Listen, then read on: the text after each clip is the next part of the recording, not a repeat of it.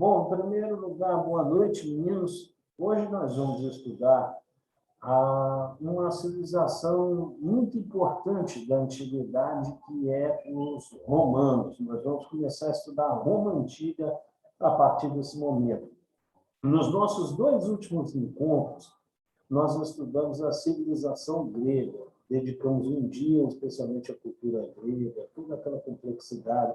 Por que nós estudamos esses dois povos? Tá? Esse recorte, tá? Começar a estudar o pontapé inicial por Grécia e Roma, não é à toa. Esses dois povos são as matrizes ideológicas do mundo ocidental. O que significa dizer isso, matriz ideológica do mundo ocidental? Significa dizer o seguinte, meninos, que foram os romanos e os gregos primeiramente, né, vamos colocar na ordem, os gregos e os romanos, que forneceram para a gente toda a nossa concepção de estética, toda a nossa maneira de entender o mundo, de interpretar as coisas. Nós somos muito mais romanos e gregos do que vocês possam imaginar. E nós já estudamos os gregos, hoje nós vamos conversar sobre os romanos. É uma aula um pouco extensa, creio que nós esgotaremos o assunto num único encontro, tá? Na próxima aula, creio que a gente vai continuar falando sobre isso, mas vamos lá. Para tornar mais fácil a nossa apresentação, eu já cansei de falar para vocês, vou repetir sempre, eu gosto de usar esses slides para ficar uma coisa mais palpável, você poder voltar em casa, você poder fazer as suas anotações necessárias. E esses slides que eu ouço, hoje a gente não repara esse barulho, não, está estragando a minha gravação de novo, mas vamos lá. É que eu moro do lado do material de construção e o sujeito cismou de passar um caminhão aqui embaixo da minha janela, na hora que eu estou dando aula. É sempre assim, no último encontro nosso era uma carreata, no outro dia era um carro do aniversário, eu não sei, parece que eles marcam a hora que eu estou dando aula. Mas voltando ao nosso... E não para de bater, não. Mas voltando ao nosso assunto, vamos lá. Eu uso sempre os slides, esses slides não sou eu quem faço. Às vezes sou eu, mas dessa vez não sou eu, são slides que eu retiro da internet de outros professores, dou uma olhada bacana, vejo eu vejo qual é aquele que melhor se adequa à nossa aula e trago para vocês. Então, eu gosto sempre de acreditar isso, de dizer que isso é obra de outras pessoas, tá? São obras de outras pessoas. Vamos começar, então. Tem outra aluna querendo chegar aqui, já bati aqui para admiti-la.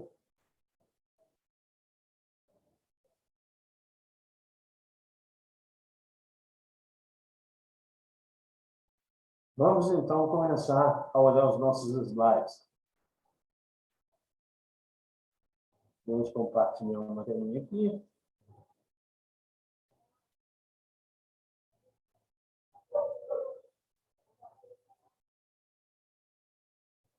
Apareceu aí para vocês, meninos, um slide grandão escrito assim, ó, Roma Antiga, com uma foto do Coliseu. Apareceu aí? Apareceu. Então, esse Coliseu aí é um dos grandes símbolos do Império Romano, a fase imperial do Império, a fase imperial de Roma. Já ia falar a fase imperial do Império, a fase imperial de Roma. É uma espécie de um estádio. Esse estádio aí, tá? Esse Coliseu, que é o nome correto, esse daí cabe aproximadamente 80 mil pessoas. Cabe mais gente aí do que no nosso atual Maracanã, depois das reformas que ocorreram no Maracanã. Aí, o Estado romano promovia grandes espetáculos no seu momento de crise mais aguda, uma crise econômica enorme. Tem outra pessoa chegando aqui, deixa eu aceitar. Tem uma crise aguda, uma crise econômica enorme, muito aguda. O governo, para sanar essa dívida, né, tornar os efeitos de fecha o microfone aí, gente, por favor. Tornar ela menos aguda, essa crise, ele promovia nessas arenas grandes espetáculos, espetáculos que hoje soariam macabros para a gente, mas que na época eram normais. Como, por exemplo, os cristãos lutando contra leões, sendo devorados pelos leões das arenas, ou então os gladiadores brigando até a morte, um contra o outro. Isso, na época, era um grande sucesso, tá? De uma política chamada pão e circo. Os governantes romanos, muito inteligentes, eles perceberam que, no momento de crise, para acalmar o povo não tomar o poder, não promover uma transformação mais profunda na sociedade. O que eles fizeram? Eles, uma política assistencialista, o pão da assistência, distribuição de pão, sopa, abrigo dos mendigos, tudo com dinheiro do Estado, e também a promoção de muitos espetáculos nessas arenas aí. Eles viram que esses espetáculos eles tinham efeito no psicológico das pessoas, enquanto as pessoas estavam distraídas com esses espetáculos, tá, nas arenas, vendo os cristãos sendo devorados por leões, vendo os gladiadores lutando, o povo ficava meio que seduzido pela questão do espetáculo, do entretenimento, esquecendo as questões mais pontuais, que é o custo de vida, que é a miséria, a violência. Até hoje, os políticos gostam de usar muito disso. O circo, promover para a gente o espetáculo, o show, que enquanto a gente está seduzido pelo espetáculo, o show, nós não estamos percebendo a ordem estabelecida, injusta e desigual que existe ao nosso redor. Nós vamos conversar sobre isso mais à frente. O eixo principal para entender a história romana, meninos, é a questão política. Por meio da evolução política, nós conseguimos entender muita coisa de Roma. Nós fazemos um recorte, tá, didático, olhando, destacando a forma de governo. A primeira forma de governo de Roma foi a monarquia, de 753 a.C. a 509 a.C. Depois nós temos a república, e depois nós vamos ter a fase imperial. Ah, professor, monarquia não é igual ao império? Não, não é. A questão do império, o termo império, ele traz consigo a noção de uma grande extensão territorial, uma grande extensão territorial e de outros povos dominados. Isso é legal de você saber, tá? Qual que é a diferença de monarquia para império? Os dois têm reis, os dois têm imperadores. Mas no império, nós temos a noção de um grande território e muitos povos dominados. O império é isso. Vamos lá. Primeiro, nós vamos estudar a monarquia. Quais eram as características dessa fase bem inicial da civilização romana? Para começar, é legal de nós dizermos que a Península Itálica, onde a civilização romana vai florescer, ela foi povoada por povos que desceram do centro da Europa e do centro da Ásia, desceram para aquela bota. Aquela parte da Europa parece uma bota, a Península Itálica. Nessa fase, a economia de Roma era baseada na agricultura e no pastoreio. A sociedade era dividida em dois estamentos básicos. O que é isso, professor? É aquela pirâmide social. Ela tinha dois patamares, tinha dois andares. No primeiro estão os patrícios. É uma palavra latina, é uma palavra romana que significa, é bem próximo assim de parente, de primo, tá? São as primeiras famílias que chegaram. Como elas chegaram primeiro na região, elas se apoderaram das melhores terras. E como elas se apoderaram das melhores terras, elas tinham a melhor produção e eram mais ricas, mais endinheiradas, mais poderosas. Logo abaixo delas, tem aqueles que chegaram depois, os plebeus. Os plebeus, eles ocuparam terras de qualidade inferior, menores. Por isso, eles tinham uma produção menor. E, por isso, eles formavam o estrato inferior da sociedade romana nesse período aí, no período monárquico. Patrícios e plebeus vão brigar muito por causa da exclusão social, tá? Só os patrícios podiam ocupar postos políticos e só os patrícios podiam assumir os grandes cargos militares. Os plebeus vão fazer uma série de revoltas, eles vão lutar muito, reivindicando a melhor distribuição de oportunidade e uma sociedade mais igualitária em Roma. Se é que a gente pode falar em igualitarismo numa sociedade que há escravidão. Mas era o que eles vão reivindicar e vão conseguir na fase republicana. As lendas da formação de Roma. A primeira lenda é da loba. Segundo essa lenda, dois jovens foram encontrados, uma loba encontrou dois jovenzinhos descendo o rio num balaio, eles foram abandonados num balaio, um cesto. Todo mundo conhece isso. colocaram as duas criancinhas no cesto e abandonaram. Essa loba chamada Roma adotou esses dois meninos, Remo e Rômulo, e fez deles dois homens, dois grandes guerreiros, e eles começaram a conquistar os povos vizinhos. É claro que isso, meninos, é uma alegoria. É igual a história de Adão e Eva. Os povos da antiguidade usavam muito essas histórias fantasiosas para explicar o seu mito fundador, para explicar a sua criação, o seu surgimento. Inclusive, essa passagem tá, de um jovem num cesto, que é encontrado e criado depois, ela é muito recorrente em povos da antiguidade, até no Antigo Testamento, que é típico da cultura hebraica, nós encontramos isso. Tá? José do Egito foi, segundo a lenda, foi uma criança encontrada no balaio, boiando no rio. A mesma história ela é repetida e contada de forma diferente por diversos povos, tá? Mas a semelhança é muito grande. Aqui nós temos a Península Itálica, repare que são diversos povos que habitam ela. Lembrando que depois vocês vão receber todos esses slides, tá? Para vocês poderem estudar isso melhor. Vamos continuar aqui. A segunda lenda, depois da loba, que nós já estudamos, está aqui embaixo, é a luta dos irmãos Horácio, que eram romanos, contra os curácios, Alba Longa, e Túlio Hostílio. Segundo essa lenda, foram eles, dessa luta entre os irmãos Horácio e Túlio Hostílio, que surgiu a cidade de Roma. E a terceira lenda, são três lendas, o rapto das Sabinas. Os sabinos recusavam-se a permitir que suas mulheres se casassem com os romanos. Rômulo, então, inventou um festival em homenagem a Netuno Equestre, uma festa, e nessa festa ele assassinou todos os homens dos sabinos. E Rômulo passou a ser o povoador daquela região. Ele tinha relação com as Sabinas e eles foram povoando, foram tendo filhos, Adão e prole, e foram povoando a terra. É igual a questão de Adão e Eva, tá? É muito semelhante essa história aí. Isso aqui não é necessário. Ah, professor, isso cai no Enem? Não, mas é necessário para você aprender muita coisa que vem aí. Agora que é interessante, nós vamos entrar no período republicano. Qual que é a tônica do período republicano? O que é que nós temos que destacar? Isso que eu já falei para vocês.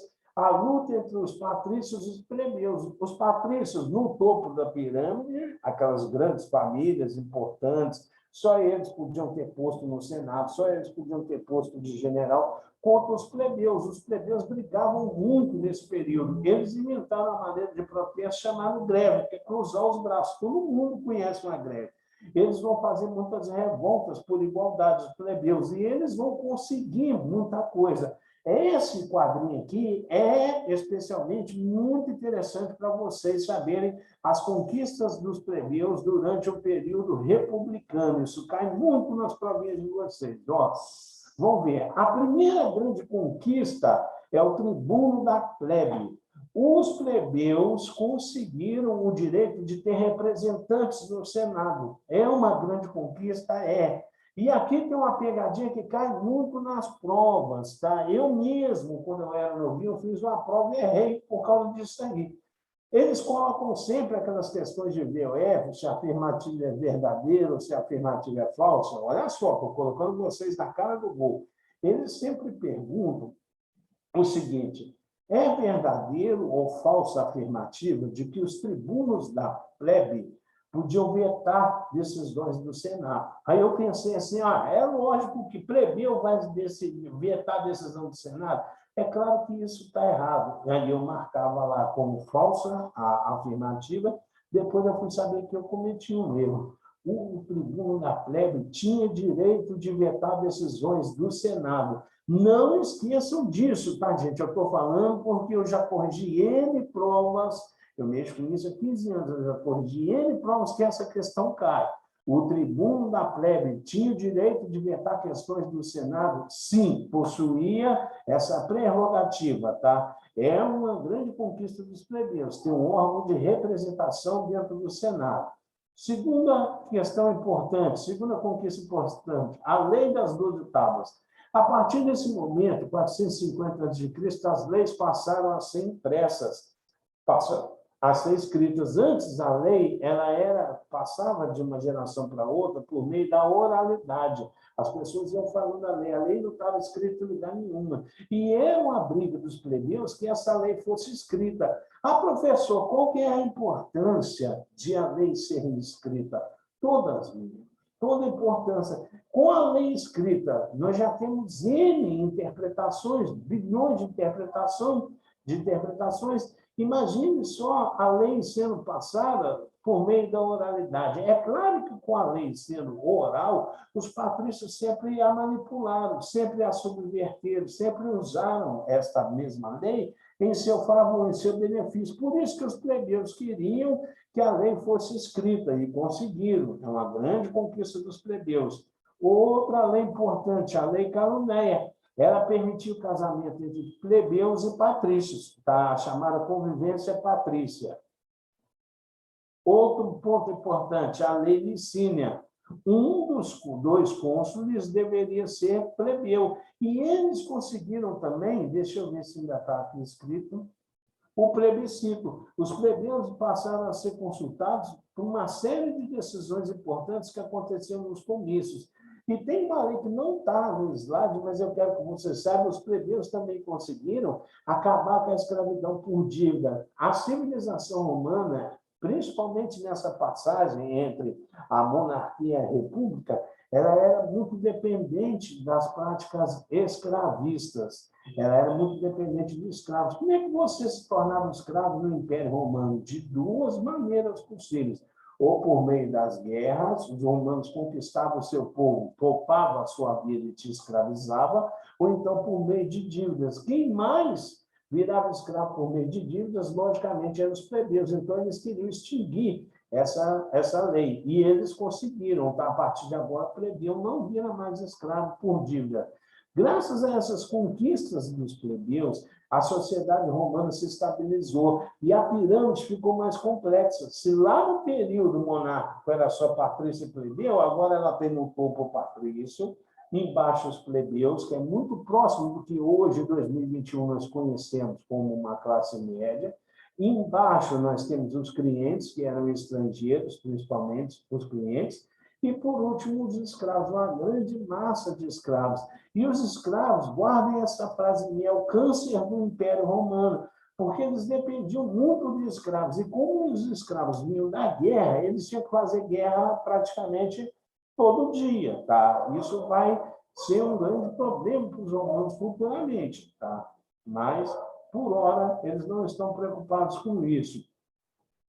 Graças às conquistas dos plebeus, a sociedade romana se apaziguou e aí nós vamos ter, no finalzinho da República, a expansão territorial. Já que eles pararam de brigar entre si, patrícios e plebeus, eles começam a bater nos vizinhos. O pontapé inicial para a expansão romana é outra questão que cai muito, tá? Você saber qual que foi o início do Império Romano, tá? Um império gigantesco, de uma colônia na Península Itálica, eles vão dominar tudo do norte da África, a Península Ibérica, passando pela Europa, todo dia batendo lá na fronteira com o Império da Mongólia e com a Índia. É um império tão grande que eles falavam que era um império onde o sol não se punha, porque quando ele se punha de um lado, ele nascia do outro. O pontapé inicial para a formação desse grande império, para a anexação de tantos territórios e tantos povos, é a província de Cartago, tá? Ou Cartago, como algumas pessoas gostam de falar, no norte da África. Essas guerras contra os cartagineses se chamavam guerras púnicas, tá? É o pontapé inicial do Império Romano. Depois que eles conquistaram os cartagineses, derrotaram, os romanos vão dominar toda a orla do Mar Mediterrâneo. Mar Mediterrâneo, só voltando aqui o nosso mapinha. Mar Mediterrâneo é esse mar aí que nós temos, ó, entre a África, a Ásia e a Europa. Todo ele vai ser dominado pelos romanos. Eles gostavam de chamar esse mar de Mare Nostrum, tá? O mar é nosso, que é a expressão traduzindo do latim para português. Os plebeus foram novamente marginalizados. Mas como, professor? Se eles estão invadindo tanta terra e conseguindo tanta terra, por que os plebeus foram marginalizados? Simples. O Império Romano anexava territórios, mas essas terras apossadas do inimigo, conquistadas por meio da espada, eram divididas entre os patrícios. E os plebeus ficavam com migalhas, farelo do farelo do farelo. E aqui, dá um nó na cabeça nossa de estudante, mas nós vamos conversar uma coisa muito interessante. Professor, existe a possibilidade de uma civilização, uma nação muito rica, conviver com miséria? Existe, existe. Tá? É isso que você, estudante de Enem, tem que saber. No meio da riqueza de uma nação, pode haver miséria. Quer ver um caso? O Brasil é um caso assim. Entre 192 nações no mundo, hoje, em 2021, o Brasil é a 14ª riqueza, é uma posição boa, de 190. Nós somos a 14ª, porém, nós temos uma Argentina passando fome no Brasil, 32 milhões de pessoas abaixo da linha da pobreza. Por que isso acontece? Por que somos tão ricos e temos essa grande massa de marginalizados e miseráveis? Porque a nossa riqueza é mal distribuída, a nossa riqueza está na mão de meia dúzia de gente, em detrimento e prejuízo do resto da população. No Império Romano era a mesma coisa. Eles conseguiram muitas terras, estavam nadando de vento e pouco nisso aí, nadando de braçada, estavam conseguindo muitas terras, porém, só os patrícios estavam lucrando com isso. Os plebeus foram novamente marginalizados. Muitos plebeus começam a fazer o seguinte, a imigrar para as cidades, vender suas propriedades no campo e migrar para as cidades.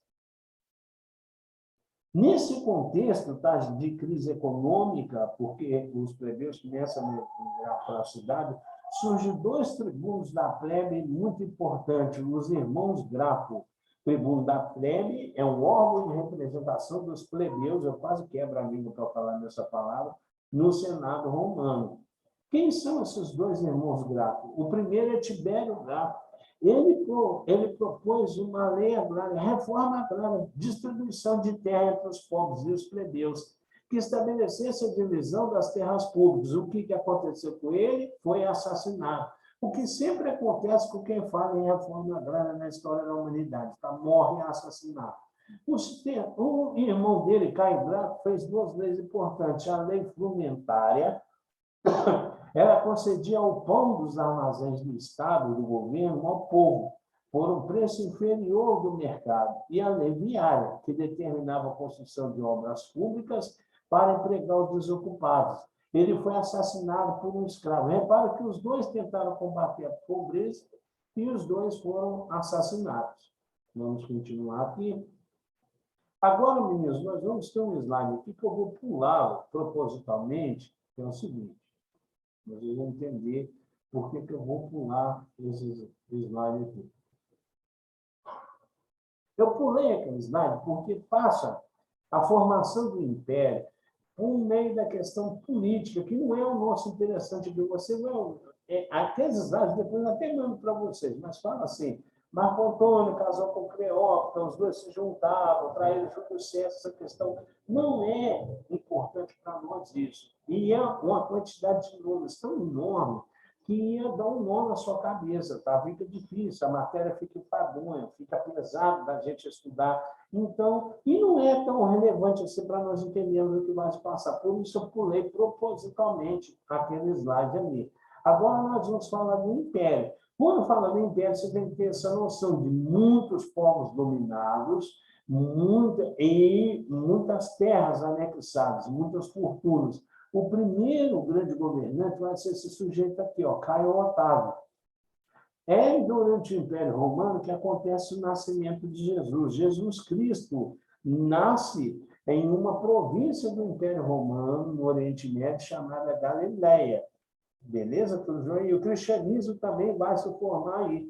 E vai ser um problema para os romanos o cristianismo. Mais à frente nós vamos estudar isso com maior cuidado. Acontece também no Império o primeiro censo demográfico, a primeira contagem da população romana, também ocorre nesse período aí. E aí, agora nós vamos entrar numa parte interessante. O Império Romano bombava, meninos. O Império Romano funcionava muito bem. Qual é o segredo do Império? Não está aqui nos slides, eu vou falar para vocês.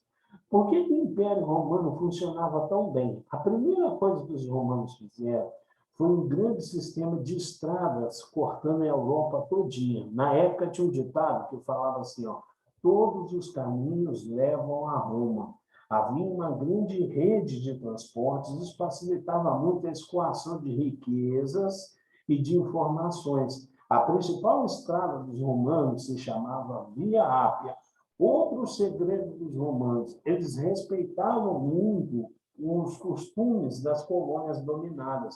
Existe uma lenda de que os romanos se sustentavam só pela violência, pela porrada. Não era assim. Eles dialogavam, eles cooptavam lideranças, chamavam lideranças por lado deles, eles sabiam, eram bem políticos, tá? Um grande exemplo disso nós podemos recolher do próprio Novo Testamento, que foi o julgamento de Jesus Cristo.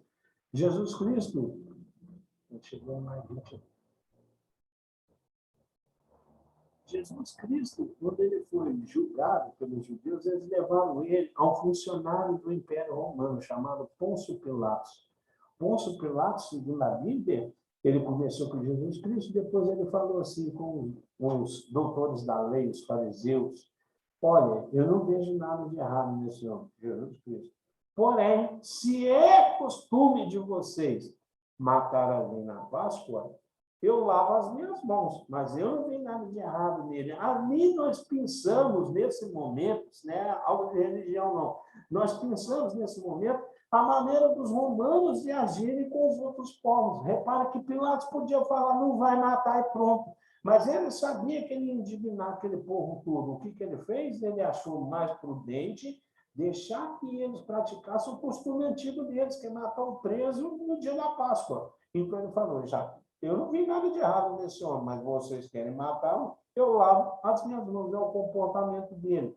Outro segredo dos romanos, eles conseguiram instituir durante todo o Império uma única língua, o latim, é a língua oficial do Império Romano. Isso facilitava a cobrança de impostos, isso facilitava a circulação de informações. Quem não falava latim era chamado de bárbaro, aquele que balbucia, era o bárbaro. Do latim, a vulgarização do latim vai nascer, ó, o espanhol, o italiano, o francês, o romeno e o português. Todas essas línguas nascem da vulgarização do latim, que é a língua oficial do Império Romano. Tem até um poema chamado Língua Portuguesa, de um escritor brasileiro parnasianista que vocês vão estudar em literatura, chamado Raimundo Bandeira, tá? Vocês vão estudar esse movimento parnasianismo, se eu não me engano, é depois do Barroco, tá? E Raimundo Bandeira fala assim, nos versos dele, vamos lá. Última flor do laço inculta e bela, ó rude e triste idioma, que na gangue impura entre os cascalhos reina, és ao longo do tempo luxúria e glória. Ah, eu ainda sei, eu li isso já tem, eu estava no 2º ano do ensino médio, eu sei disso até hoje, a língua portuguesa, última flor do laço, da onde nasce o latim.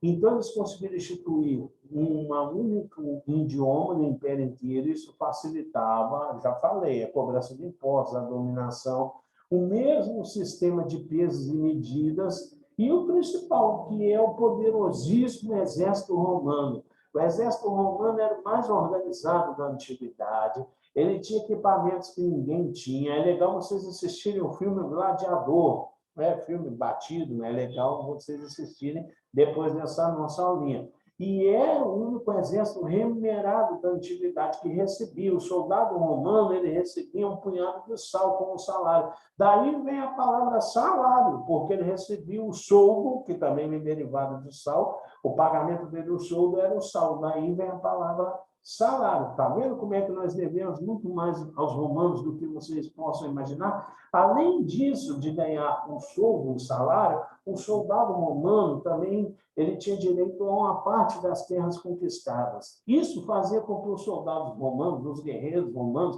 se empenhassem muito mais nas batalhas. O fato deles serem remunerados e o fato deles poderem depois desfrutar das vitórias conseguindo terra dos inimigos. Tá? Isso é bem interessante. Estava bombando o Império Romano, graças a esses fatores que eu acabei de elencar aí.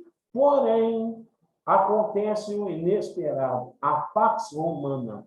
Esse pontinho 2 aqui, o próprio nome já fala, a paz romana. Os romanos pararam de fazer guerra. Aí você fala, professor, mas isso não é bom parar de fazer guerra? É bom em parte. Porque para de fazer guerra, beleza, a paz é sempre importante. Mas aí eu faço a pergunta chata: da onde é que vai arrumar escravo agora? Os escravos não eram obtidos por meio da guerra. Aí nós vamos ter o efeito cascata, aquelas pedrinhas de dominó. Você bate na primeira, a primeira derruba a segunda derruba a terceira. Paz romana, diminui o número de escravos. Se diminui o número dos escravos, o que acontece? Aumenta os impostos. O Estado romano era um Estado caro, manter aquele luxo, os palácios, eles começam a aumentar os impostos. Já que não tem escravos, o que vai acontecer nas fazendas, nos latifúndios? A diminuição da produção. É claro, tem menos trabalhadores. Antes tinha 200, agora tem 50, vai produzir menos. Se produz menos alimento, começa a ter fome, começa a ter miséria. Muitos pequenos agricultores, plebeus, não conseguem pagar suas dívidas com o governo, eles vendem a sua propriedade e vão para as cidades. E como não tem mais guerra, os romanos tinham uma legião de ex-soldados que não sabiam fazer mais nada na vida. Esse povo tudo vai para os grandes centros virar mendigo. Esse povo quer sair do campo para ir para a cidade. Esses pequenos proprietários que perdem sua propriedade, seu latifúndio, porque não aguentam pagar impostos, e também os ex-soldados. Aí nós vamos ter um êxodo rural, muita gente indo para a cidade. E também começa paralelo. Enquanto os pobres vão lotar as cidades, está a viver de mendicância, de criminalidade, muita revolta acontecendo, as famílias ricas começam a se encastelar, elas vão para a sua propriedade no campo, fazem uma grande cerca para proteger dos bárbaros e das invasões do povão, das revoltas populares. Ali nós já conseguimos enxergar a sementinha do feudalismo, mas isso é conversa para outra aula nossa, para outro encontro nosso. E aí, o aparecimento das características que darão origem ao feudalismo. Aí, outro ponto importante é a crise na religião. Se, ao mesmo tempo que o Império Romano passa por essa grande crise econômica, surge o cristianismo. Professor, mas o que tem a ver o cristianismo com o Império, com a crise do Império Romano?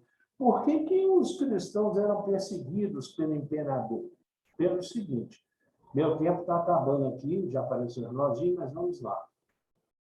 A primeira coisa que você tem que ter em mente é o seguinte: o Evangelho todo, o Novo Testamento, que fala da passagem de Cristo na Terra, ele é voltado para os pobres. É uma ideologia toda voltada para os pobres. Tem uma parte lá que fala das bem-aventuranças, que fala assim, benditos são vocês pobres, porque vocês herdarão o reino dos céus. Tem outra parte do Evangelho que fala assim, Jesus Cristo falou, é mais fácil um camelo passar no buraco da agulha do que um rico entrar no reino dos céus. Então, o Evangelho é para os pobres. É uma promessa de mundo menor aos pobres, se eles tiverem fé e praticarem boa ação. O cristianismo se alastrou entre o povão pobre do império. O povo todo se converteu ao cristianismo. E qual que era o grande problema do povo virar cristão? É porque eles não aceitavam a divindade do imperador. O Império Romano era uma teocracia. Eles acreditavam que o imperador não era um homem comum, que quando ele falava, não era um homem comum que estava falando, era Deus usando aquele sujeito como um instrumento, o imperador divino. Uma ordem do imperador é uma ordem de Deus, é como se fosse o canal de comunicação de Deus com a terra, aquele sujeito. Nas teocracias, era assim que a coisa funcionava.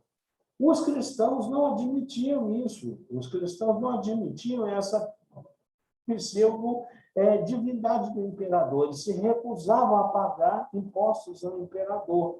E aí começa uma série de perseguição, tá? Os cristãos também se rejeitavam ao militarismo. Aqui tem uma coisa interessante para a gente acabar a aula, que falta pouquíssimo tempo. Os cristãos também se rejeitavam a servir no Império Romano, porque cristão que é cristão, meninos, não gosta de violência. Cristão que é cristão odeia armas. Guardem isso. Cristão que é cristão odeia violência, cristão que é cristão odeia armas. Os primeiros cristãos se negavam a servir no exército romano por causa disso, porque eles não aceitavam a divindade do imperador e porque o cristianismo é uma ideologia pacifista. Em 2021, a gente está falando um negócio dele. É uma ideologia pacifista. Então, já que eles não obedeciam o imperador, se negavam a servir no exército, o que acontecia? Eles eram perseguidos, eles eram queimados. Teve uma noite que Nero mandou queimar um monte de cristão vivo, amarrado aos postes e montado em óleo, para iluminar o seu jardim, para ele passear no jardim à noite, enquanto os cristãos ardiam em chamas. Teve outros cristãos. A gente fala muito da crucificação de Jesus Cristo, tinha dia que os romanos crucificavam, era 40, 50 cristãos de uma vez no alto do pasto, o pasto coalhado de cruzes, tá? As lutas, jogavam os cristãos na arena para os leões devorarem. Esse é o começo do cristianismo. Mas não deixa de ser ideologia que divide o Império Romano, ela corrói o Império Romano, como se fosse um câncer, porque ela se alastra entre o povão, o cristianismo tem uma grande aceitação entre o povo pobre, porque a ideologia toda voltada para os pobres, e eles, à medida que se convertem, não aceitam a divindade do imperador, não querem pagar impostos ao imperador, nem querem servir no exército romano. Meninos, o meu tempo está esgotado, já terminou a nossa aulinha. Ainda faltam alguns slides para nós vermos. Já era previsto, essa aula não termina no único encontro mesmo, não, é muito grande, tá? Eu não vou mais tomar o tempo de vocês, deixar vocês conversarem com o outro professor, que já deve estar mandando o link para vocês. Um grande abraço, até o nosso próximo encontro. Lembrando que eu não vou mandar os slides hoje, eu vou mandar no nosso próximo encontro, que aí nós terminamos a aula. Você vai receber toda essa aula gravada em 2 partes e vai receber todos os slides. Enquanto isso, não esqueçam de ler a nossa apostila, tá? O ensino, do jeito que nós estamos fazendo aqui, é bem mais complicado que o ensino presencial. Exige do aluno uma atenção, um esforço muito maior, mas eu tenho certeza que vocês conseguem, tá? Um grande abraço a vocês, foi um prazer. Até o nosso próximo encontro. Tchau.